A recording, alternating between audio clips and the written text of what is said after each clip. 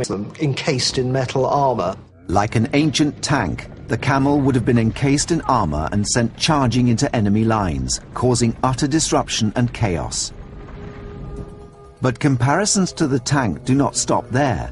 The camel could also be turned into a mobile gun unit. This is a camel gun.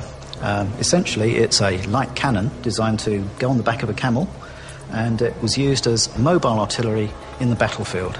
It's a very successful design because essentially you can transport artillery, albeit of small calibre, over very difficult terrain quite cheaply. So it was a very effective means of bringing firepower to bear in portions of the world where such artillery wasn't expected. And it was an extremely effective tool once it had arrived on the battlefield. The Persian name for it is Zambarek, which means little wasp, which gives a very good indication of its battlefield role. Essentially, it was designed to harass and annoy the enemy, firing at them at a range where they couldn't actually respond. Ultimately, the camel's sheer size, coupled with the additions of guns and armour, made it into a twisted weapon in its own right. It became an integral part of the armies of the East, and would remain so until modern times. But the twisted ways the commanders of the ancient East used to attack their enemies meant the invention of weapons that defy the imagination. Next, ancient Indian martial artists and their terrifying arsenal of weapons. The vibrant fabric of Indian life contains a hidden thread of terrifying and brutal weapons. A throwing device that could sever a man's limb. A sword that history tells us killed 9 men in one attack. And a booby trap that could have inspired a Hollywood film. These are the twisted weapons of ancient India. There is a 16th century Indian text called the Akbarnama. These things are very often wonderfully illustrated with superb miniatures in extreme detail which show armour and weaponry and all the slightly, particularly in Mughal India, slightly bizarre weaponry that they tended to go in for. An illustration of a battle described in the Akbarnama clearly shows what looks like circular metal objects being used as weapons. What are these frisbee-like devices the warriors are using? Investigations point towards a weapon known as the Chakra, an ancient Indian projectile.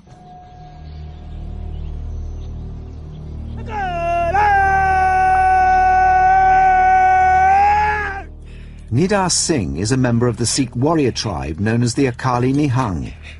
They were the front line of the Sikh army created in the early 17th century. Akali Nihang is a traditional vanguard of the Sikh nation. They're the defenders of the Sikh faith. They were employed as personal bodyguards by the Sikh gurus and employed as guards of Sikh temples. And it's their special weapon, the Chakra. The Chakra varied in size from 5 to 12 inches in diameter and were up to 1 inch in width. The Akali Nihang would send a barrage of these ancient steel projectiles into enemy ranks to break up the front lines of their formations. Deployed in every battle the Sikhs fought for over 300 years, it was the signature weapon of these ancient commandos. So what we have is almost a flat ring. So the bottom will be slightly flat, slightly asymmetric curve here, gives you a bit of airfoil, and what you have with outer edge is sharp as possible.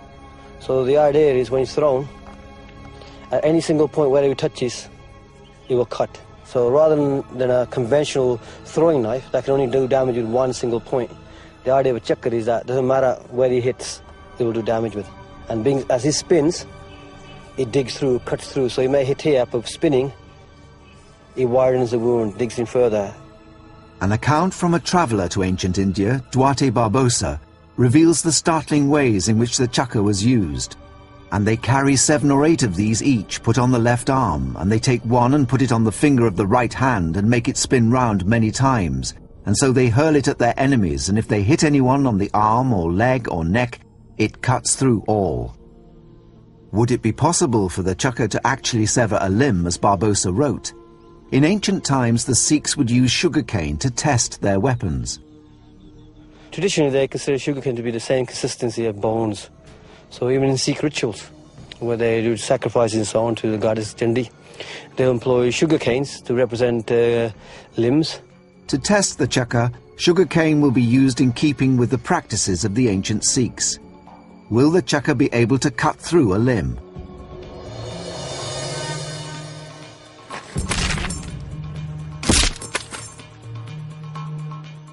Through our investigations, we have discovered that Barbosa's account was true. The ancient Indian engineers created a weapon capable of slicing through a man's limb. But delving deeper into ancient texts, a shocking story can be found which seems to be too impossible to be true. How did a single warrior kill 9 people in only one attack using an ancient steel whip? In searching for answers, researchers have rediscovered a martial art that was lost to the world for centuries, Kalarippayattu. The birthplace of this ancient fighting technique is Kerala in southern India. Guru DINESHAN has been practicing Kalarippayattu for over 30 years.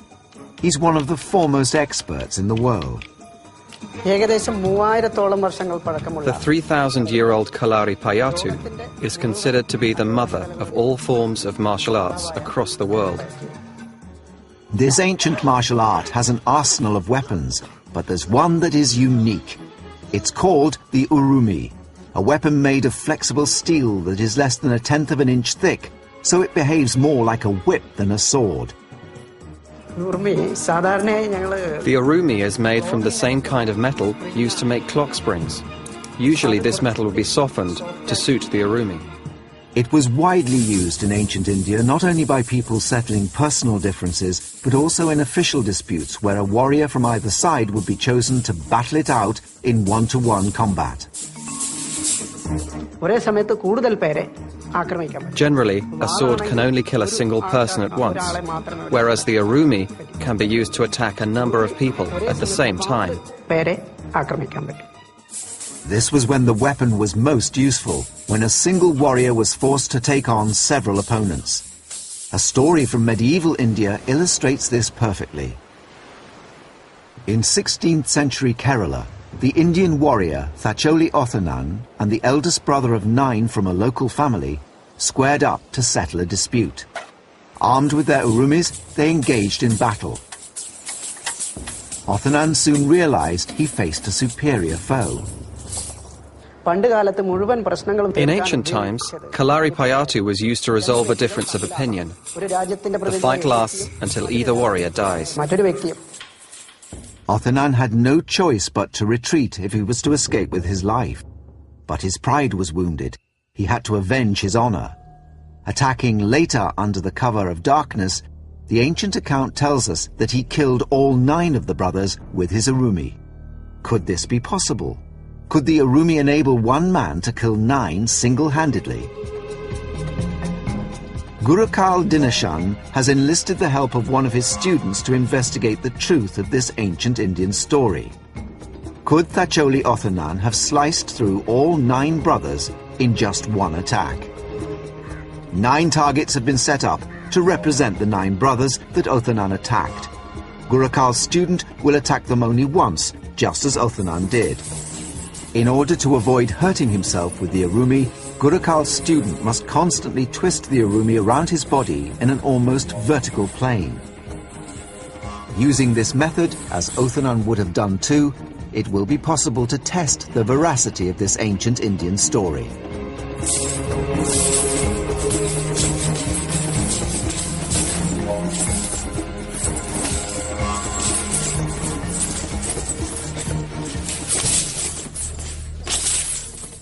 In only one attack with his Urumi, GURUKKAL's student has destroyed all 9 targets. If these had been people, they would have stood little chance against this terrifying weapon. The test has shown that it is possible that Thacholi Othanan could have killed 9 people at once using this method. Through our investigations, we've discovered that this ancient Indian story is credible. The vicious effectiveness of the Urumi is such that one man could kill 9 single-handedly.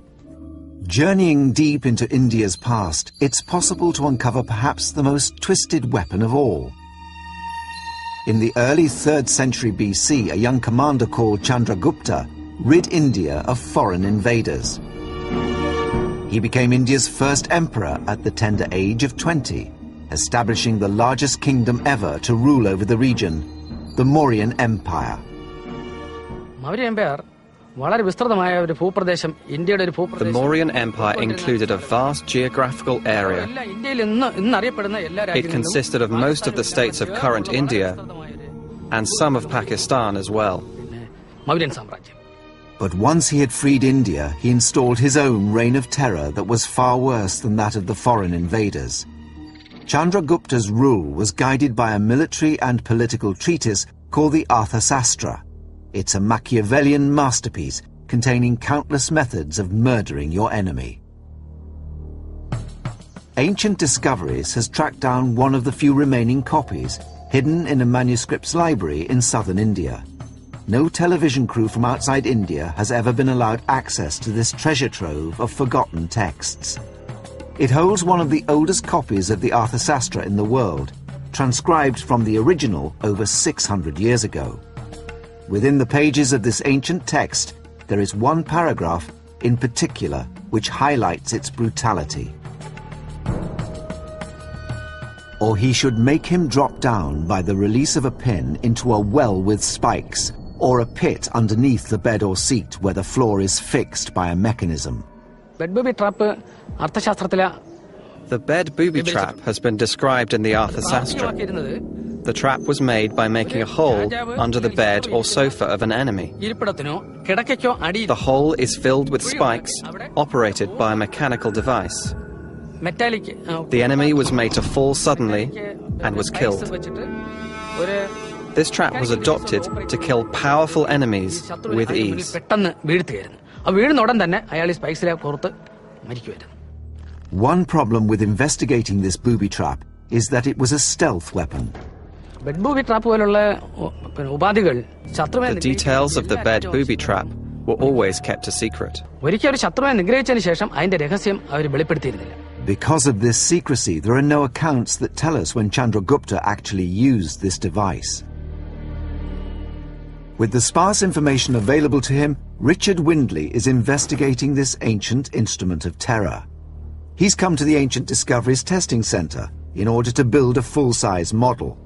But first, he must construct a smaller prototype to help him understand how the trapdoor mechanism functioned. This is my little model of the Chandragupta booby trap bed. It's a very, very simple little model. The account that we've got is fleeting. There's only a mention of this device, so we're working by supposition, really. We've got basically a kind of trapdoor, which is probably something similar to a staged trapdoor mechanism, a long cord which would trigger it. The top represents the floor of the room. This would probably have been furnished quite opulently, and there may have been rugs and textiles covering the floor, which would help to hide the trapdoor. But it could also be arranged, like I've done it here, so that the gaps align with the floorboard, so it wouldn't be too obvious. So the bed is attached to the trapdoor, it's hinged, and underneath there's a little catch mechanism. The operators of the device then give a really sharp tug on this rope. This releases the catches. The bed drops, the body falls straight onto the spikes below, and they would hit these spikes with great force. This could penetrate the body, it could penetrate the skull, it could penetrate all sorts of internal organs. So the chances are this guy is going to be dead almost instantaneously. But how would this device have been employed? I think it's pretty unlikely that this would have been set up in an enemy's house, because you'd need really full access to the property. It would probably take a team of workmen several days at the very least to set up something like this. It'd be very, very difficult to do this surreptitiously. So I think it's more likely that this would actually have been installed in one of Chandragupta's own palaces. An enemy who had been invited as a guest would settle down to sleep, never to wake up again. Politically, this might be a kind of expedient way of removing people. Once the trapdoor's back in place, the catches are reset, only someone inside the room would actually know what had happened, so anyone coming in perhaps in the morning would just find everything exactly as it was the previous night, but the victims just simply disappeared. Now that he's understood how the booby trap works, Richard has been able to build a full-size replica and is going to test it out for the first time in over 2,000 years. We've had a full-size replica of the model built. The bed is a normal full-size bed, about 6 feet long, roughly 3 feet wide. We've got the trapdoor installed, and we've got a drop of about 10 feet and some very, very nasty spikes. So what we really need to do now is to actually test this device and just to see how lethal it actually is. Seeing this weapon as its inventor intended, we can begin to appreciate the gruesome fate that would have awaited anyone who fell victim to it. Richard is placing melons on the bed in order to demonstrate its destructive power.